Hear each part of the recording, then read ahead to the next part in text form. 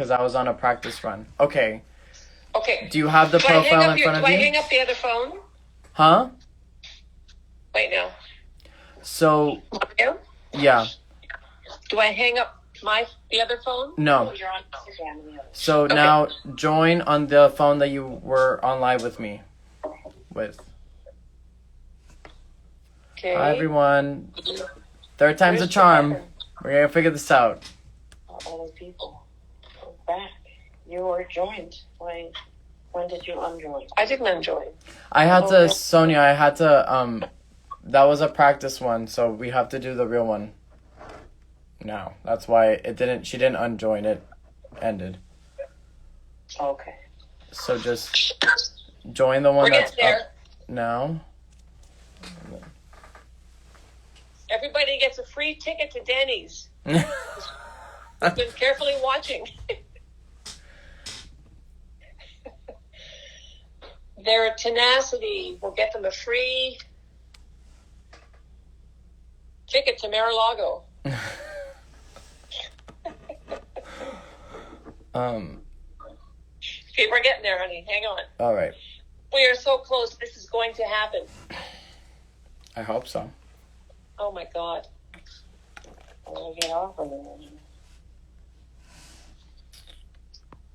Why don't I send you an invite to join? Hang on. Shelly McCoy art invite.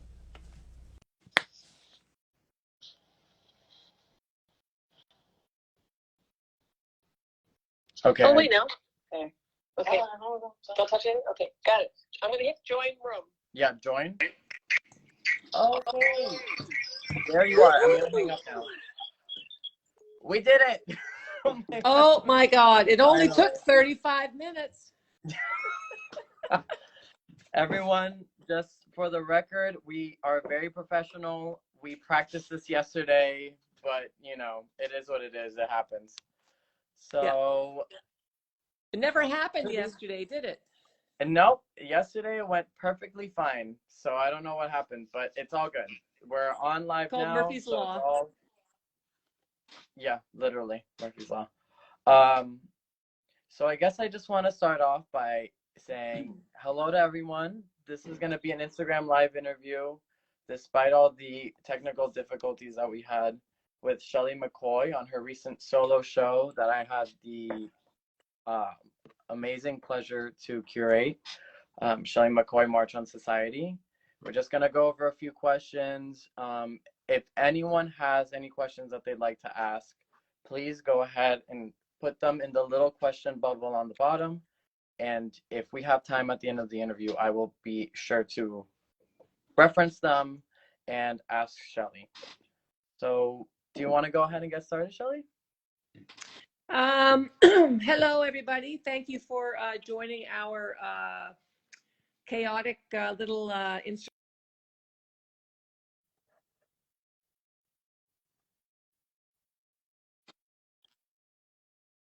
I hope that with this little interview that we have a chance to get into some juicy conversation that I think is so needed in this country right now. So thank you for joining us.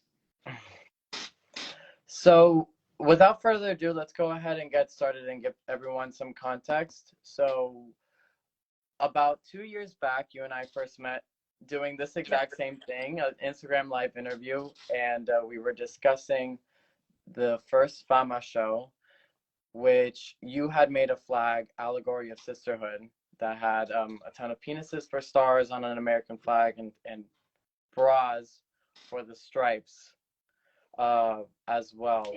And then from there, we kind of kept talking and discussing, and little to my knowledge, you had made this whole series of work very similar to that was incredible and is really making quite a visual statement at the gallery now, basically with a ton of different statements on our current state of affairs politically in the US. So on the topic of politics, since you do a lot of work that is politically inspired, what about politics inspires you to create work? Is is that something that you think you'll exclusively be making political work from now on? If you could give us some background on that. Well, I think it's very difficult for me to not make work about politics. We are in a current state of disarray, which is a mild way to put it. But I think the system in this country is so broken, so broken. And I think the past 5 years, you know, we've seen such an erosion, so to speak, of the norm or the norms, legalities. So, you know, given the history of this country, you know, certainly in the last 5 years, it's very difficult for me to sit back and be passive, because I think that as an artist, I think it's my job, you know, as an image object maker, to bring awareness to social injustices. And, you know, I've been living here for 25 years, and this country is my home. So, you know, there's a certain passion. There is a passion. That's why I continue to work with this theme, because things do not seem to be getting any better. They seem to be getting worse. And I just think as an artist, it's my job to bring those concerns, those issues to the public.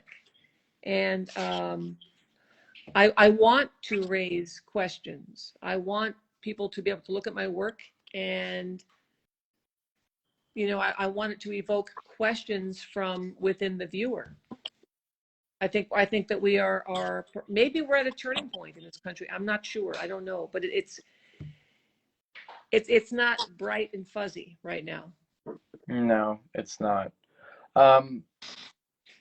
Yeah, I definitely, that's kind of the sentiment I got, not only because we speak pretty often, but from your work itself, was this sense of urgency, in that you were making a very direct statement, especially in specific pieces that, like, for example, less, or the entitled piece, which says, excuse my language, everyone, but fucked on it.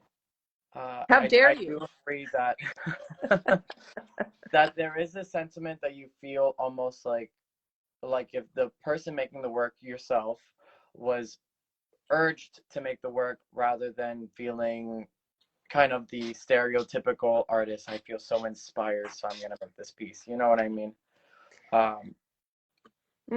That said, with regards to your sentiments about the, you know, you discussed the fact that you think that we're in a very difficult situation right now, which I do agree with.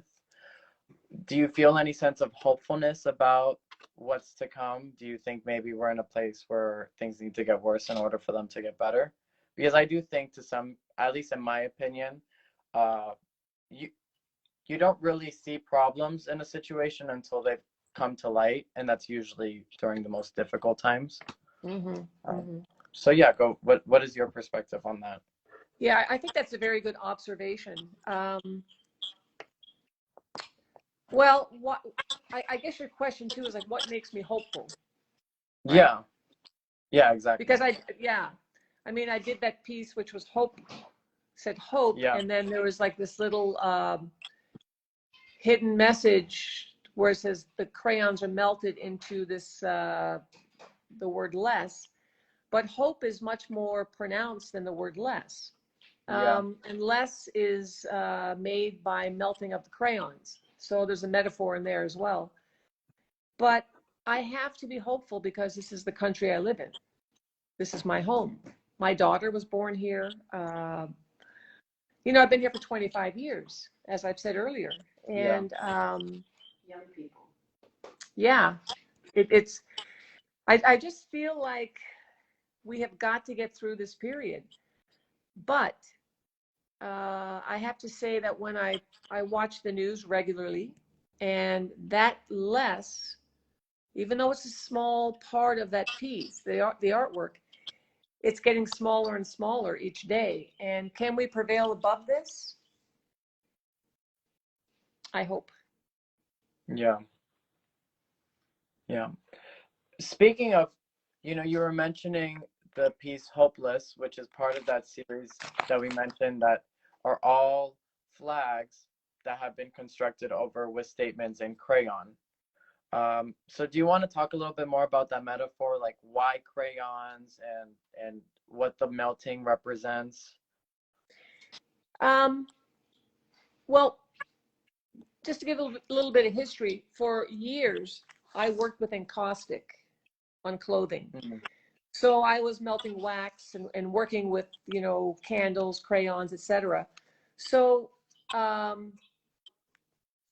guess, the use of crayons, the use of them are not new to me, but it is new to me in the way I'm using them now. I'm not melting them. I'm just putting them right on there. But in some cases, I do melt them based on the concept. But the crayons for me, because they melt, because they can melt, I thought that what a good metaphor for what's happening in this country right now.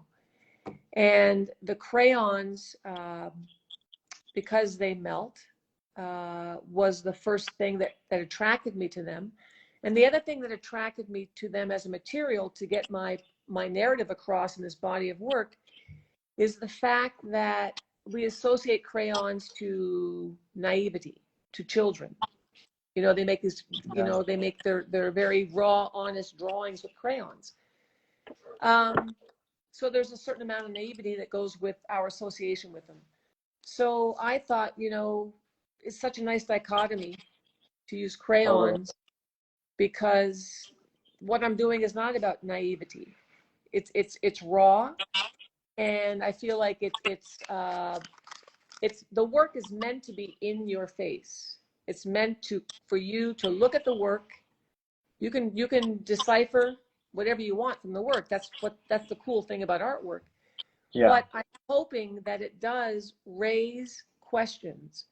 And I think that we, as a country, as a union, we need to question ourselves, politics, everything. We need to question what is going on and where are we in terms of this whole bundle of stuff. Where do we fit in as a people? We the people. Yeah. Yeah, I agree. I like what you were touching on at the end, the fact that to some degree we all have a hand in how we work as a country. You know what I mean? Every individual person has, although it may be minute, they participate in our culture in such a way that it affects our large scale well-being. And then also I love that topic that you mentioned, the fact that like you associate crayons with naivety, you associate it with youth, because like you just mentioned, one of the reasons why you feel such an urgency towards making this work is because of younger Americans, because your daughter is an American, and because like part of the reason why I think parents, no matter their political opinions, no matter what they believe in, want things to change is because they want it to be better for their children. They want their children to live a better life than they did. Absolutely. When I was looking at the crayon pieces, I also got the sentiment of a certain sense of like Americana. I don't know. I associate crayons, especially Crayola, with like American childhood. Like the quintessential, you get your crayons, you have your Barbies, you have your Hot Wheels. It's iconic. Yeah, exactly.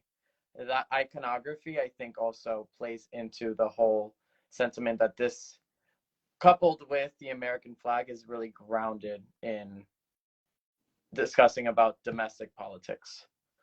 Yeah. And you touched, would you like to say anything to that? No, I keep going. Okay. I'm going to interview you, okay? Huh? I'll just keep talking throughout the rest of it.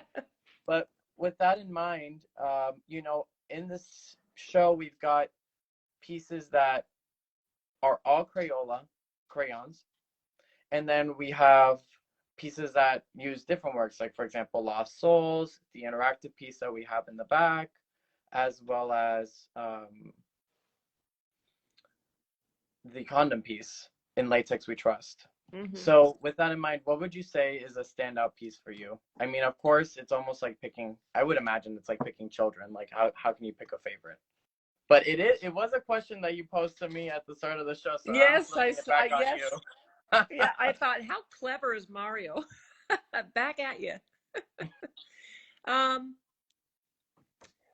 Well, I think I really feel an attachment to the crayons. Just again, the metaphor, and I like the in the piece Democracy and the other piece Union, the crayon, the words were all made carefully with the crayons, but then, I melted them so that democracy started to melt away and the union started to melt away. And I realized that they're like little accidents. I don't want to control it. I don't want to touch it. I want it to do just what it does. A heat gun on crayons, what happens is natural, whatever happens. And I noticed that when I was looking at them, that the crayons that are left after they're pretty much, halfway melted, some of them are more so than others, they all react differently. They look like buildings. They look like fallen buildings. They look like decay, ruins. And it also reminded me of the Twin Towers, how they were just, just fragments that were left. And at one time, those fragments were buildings. They were alive, and there were thousands of people that went in and out of those buildings. And it was part of the, they were iconic. They were part of the skyline. I mean, everybody, they were world famous. And then they were down to nothing but melted crayons. And so I would say that those two pieces for me, I have an attachment to those two pieces for many reasons. And the crayons for me, how they're all lined up to make these words and to make these statements, they're like my army. The crayons are like little, the army of innocence, but at the same time, an army metaphor to soldiers with guns. But I would prefer than guns to use crayons. And so, there's a lot of symbolism with it. Yeah, absolutely. Absolutely. The show, I mean, the whole show is rife with symbolism. I really liked how you made reference to such a, I think, a memorable time, memorable for bad reasons, obviously. Infamous maybe would be a better word, time in American history, one that I think has really marked our trajectory as a country.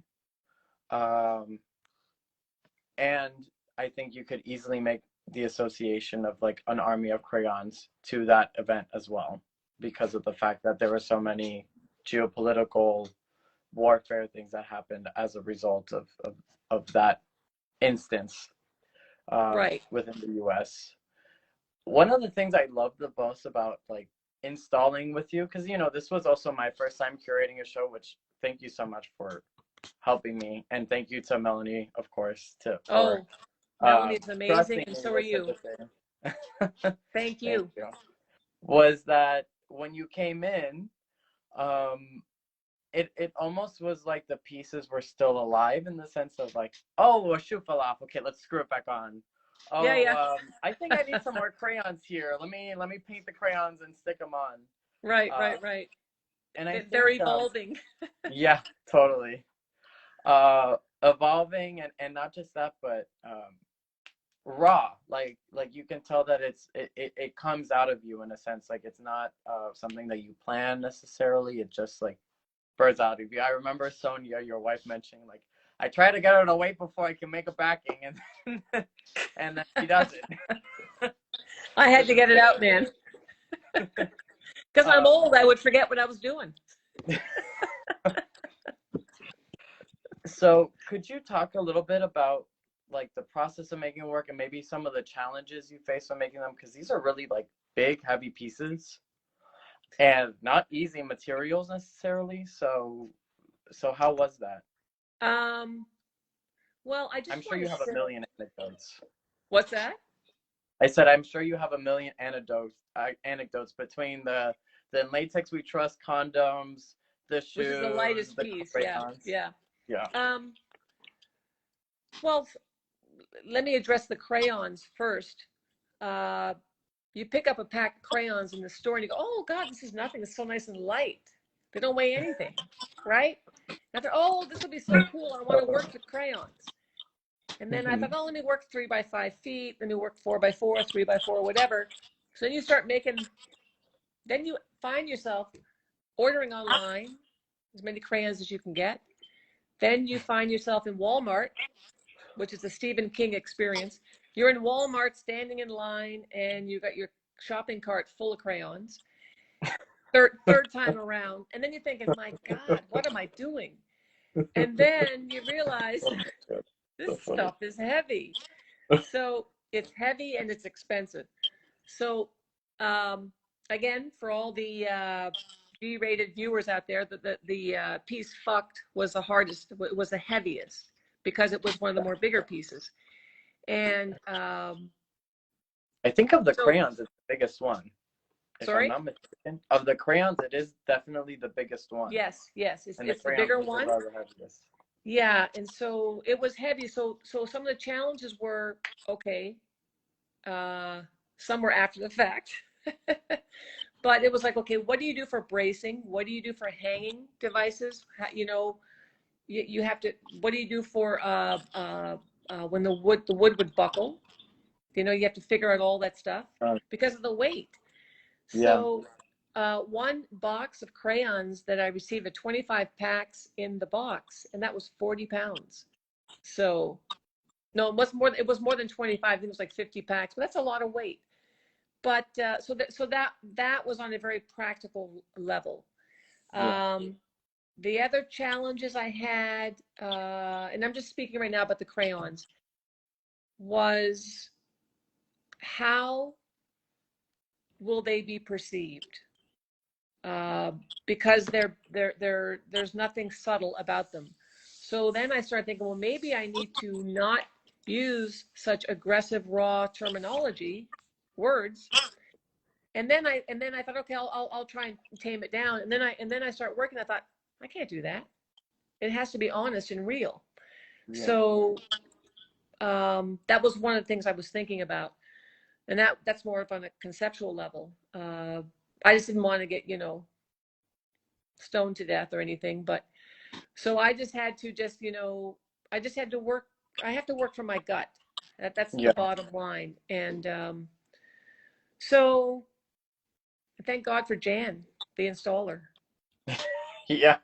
He picked those up like they were marshmallows. Literally.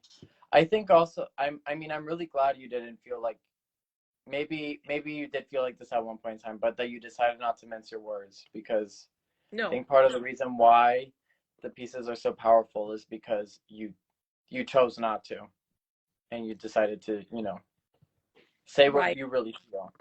And I think that's one of the problems that maybe this is just like the politically incorrect person in me, but I think that's one of the issues we have as a country and as a culture, is that we are so worried about incendiating another person's opinion or like anger with everything we say. We want to be so politically correct. Yeah. And like if we just, I think, said what we actually thought rather than like, and I'm guilty. I think everyone's guilty of it to some degree, because it just becomes absolutely, yes. Yeah, it's just become such a part of our culture. Like, if we just said what we really thought, I feel like we would get a lot farther, because a conversation where you're not being honest about what your real political opinions are is a wasted conversation. Yeah. Like, it doesn't go anywhere. Or where you assume what someone else thinks based on other things that they've said, and so you avoid politics, is also a wasted conversation from a political standpoint. Yeah. I feel too that, I'm getting older, and I feel like, this sounds, maybe trite, but I find as I get older, time is such an important part of Totally. life. And that why waste your time, talking BS? Why waste your time doing things you don't want to do? Because you're not 25 years anymore. I'm not. That's so I think it's important to just be efficient with time and say what you mean, say what you feel. And that's important in my work. And that's And why I did sorry? No, go ahead. What were you going to say? I was going to say that, when I did the Lost Souls piece with the shoes, I had been collecting soles from shoes on the beach when I would go up to Canada for many summers. And I collected quite a bit. And then I would get the soles from people I know here in Miami. So that was raw in a sense that people were saying, what are you going to do with the soles? And that, of course, was about, again, the state of our union, the state of where we were as a country, and the fact that so many people were dying, Yeah. And so the lost souls it's very literal in the sense of people that are dying, but it's also figurative in the sense that there's many lost souls who are trying to get help, but they're hitting a brick wall, and that's why when you open up the blind, there's a brick wall there. I see. So that piece, I guess, the reason I'm bringing that up now is that piece marks where I really thought, you know what, no more. I need to be completely honest, and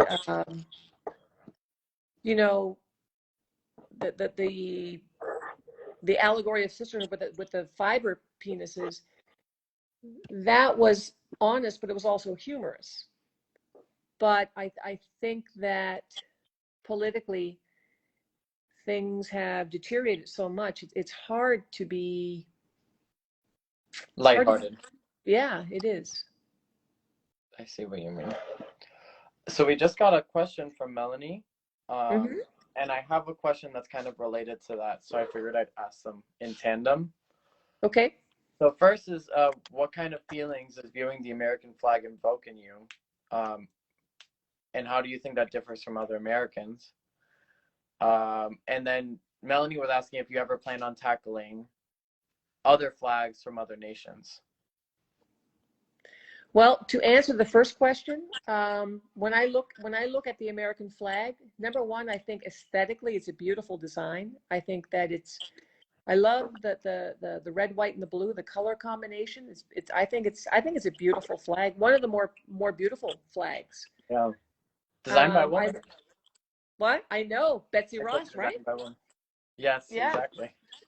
And what a great job. So I think it's one of the more beautiful flags aesthetically. When I look at the flag, I look at the power that this country has. When you think about it, this country has more than any other country. When you think about it, when you talk about it, geography-wise, this is a country that has the tropics. You can go to California and you can be in the heat on the beach in Malibu, and you can go up to the mountains and go skiing later in the day if you want.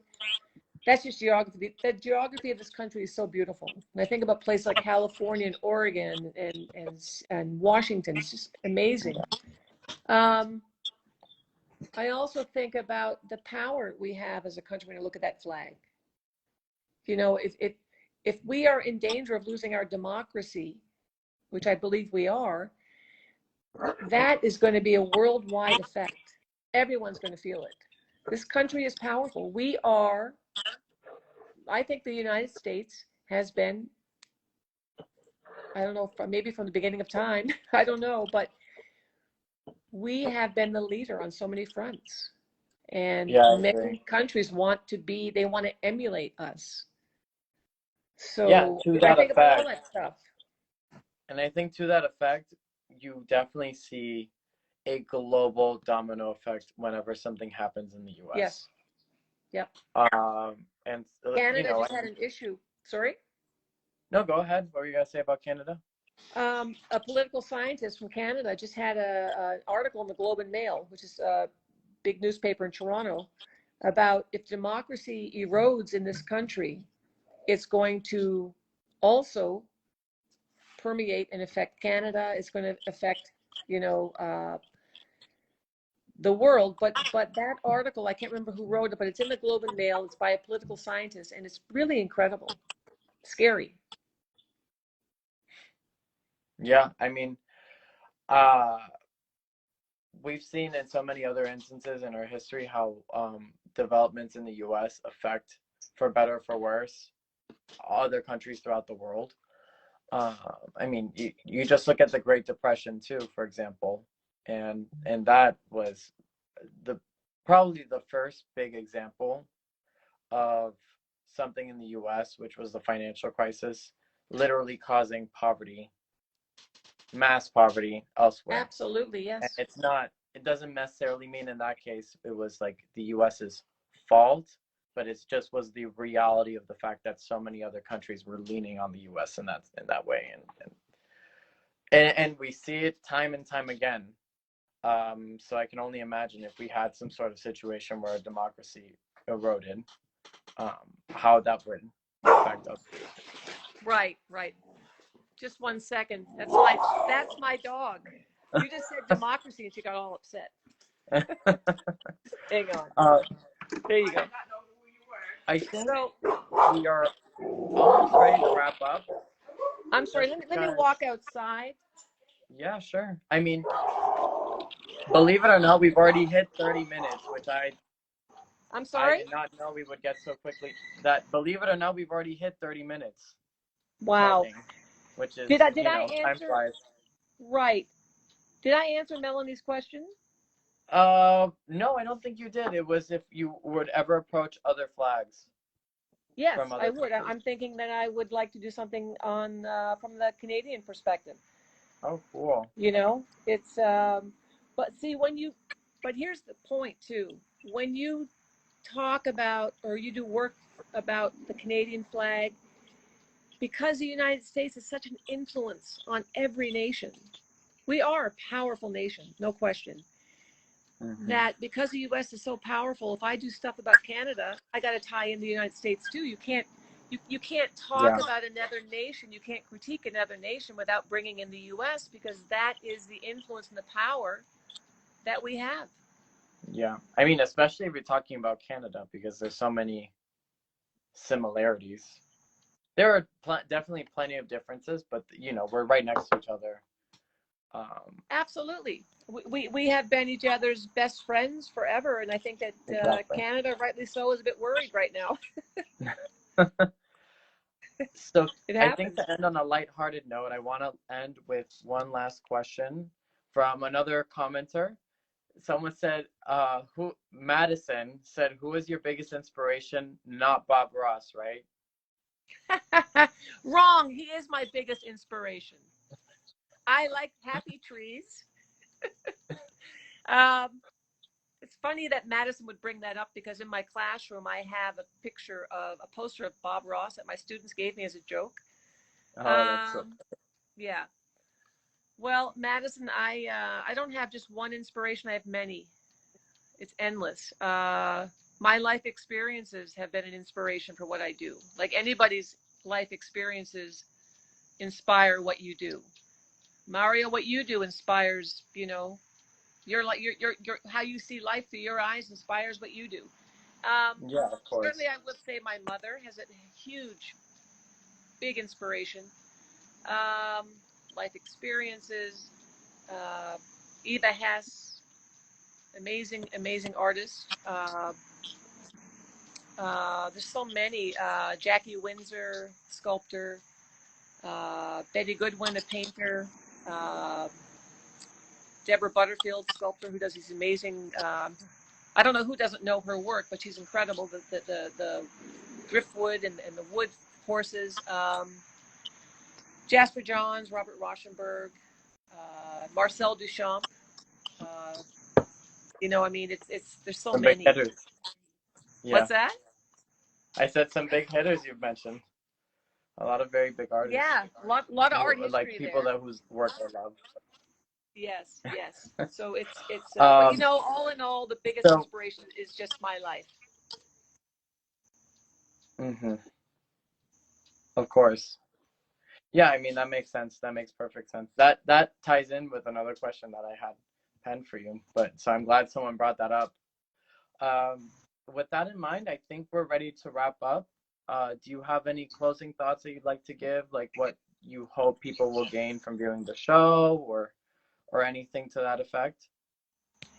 Well, I hope whoever, you know, the people that go in the gallery will sign the flag, We the People, because that flag is about the people that sign it. They're the ones that create it.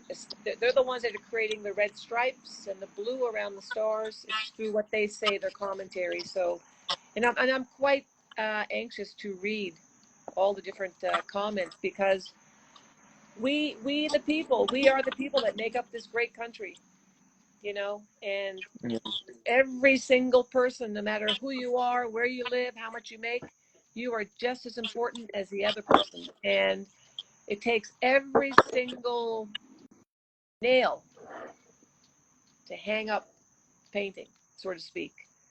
So we are all important, and I think we all have to be not afraid to look at reality, you know? Yeah.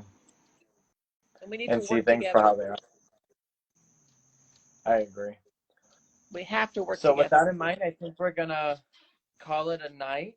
Shelly, thank you so much for taking the time to speak with me this evening and for staying patient through all the technical difficulties. And everyone who's viewing, No, thank you as I need to well for thank your you on that. patience. Thank you. No, I thank you. I just want to No, say of real quick, course. though, I just want to say, which is so important, I want to thank Melanie. I think that the Camp Gallery is a class act. I think what Melanie does is inspirational, really. You know, I hear about it, but when I actually had the solo show and I saw how you guys work and how you know, I felt like a diva sitting in the gallery.